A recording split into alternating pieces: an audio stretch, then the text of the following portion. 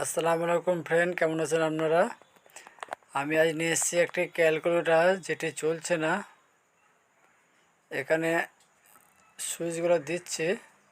অনেক সময় ক্যালকুলেটরগুলো বন্ধ হয়ে গেলে ফেলে দেওয়া হয়, কিন্তু ফেলবেন না। এর মধ্যে ব্যাটারি সিস্টেম করা আছে, ভালো করে খুললে দেখা যাবে। এখানে ব্যাটারি, ছোট্ট ব্যাটারি দেওয়া আছে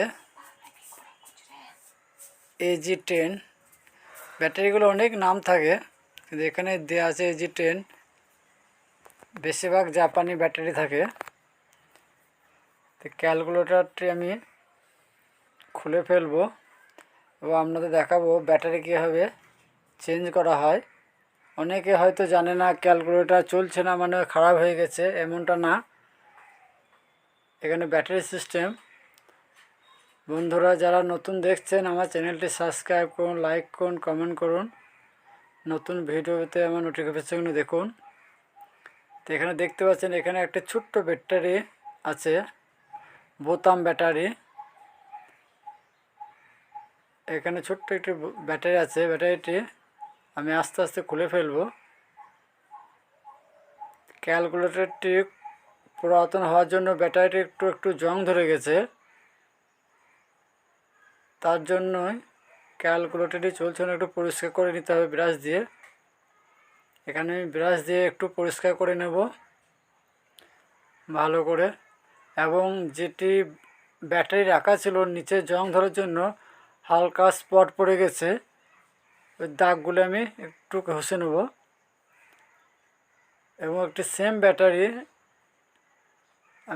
ব্যাটারি নিয়েছি। ব্যাটারি প্লাস মাইনাস দেখে লাগাবেন। প্লাসটি সবসময় উপর দিকে থাকবে এবং মাইনাসটি নিচে। আমি যেভাবে ব্যাটারিটি খুলেছিলাম ঠিক সেইভাবে ব্যাটারিটি লাগিয়ে দেবো। এখানে একটু সাবধানে লাগাতে হবে, কারণ পিন দুটি ঝাল দেওয়া থাকে, ব্যাটারি যেটি কানেকশন ধরে রাখে। তো এখানে আমি ক্যালকুলেটরটি সেটিং করে নিয়েছি এবং আপনাদের চালু করে দেখাবো। এখানে সংখ্যা দেখা যাচ্ছে। বন্ধুরা, এরকমভাবে আপনি আপনার ক্যালকুলেটরে ব্যাটারি চেঞ্জ করতে পারবেন। ক্যালকুলেটর ঝটপট খারাপ হয় না, শুধু ব্যাটারিটা শেষ হয়ে যায়।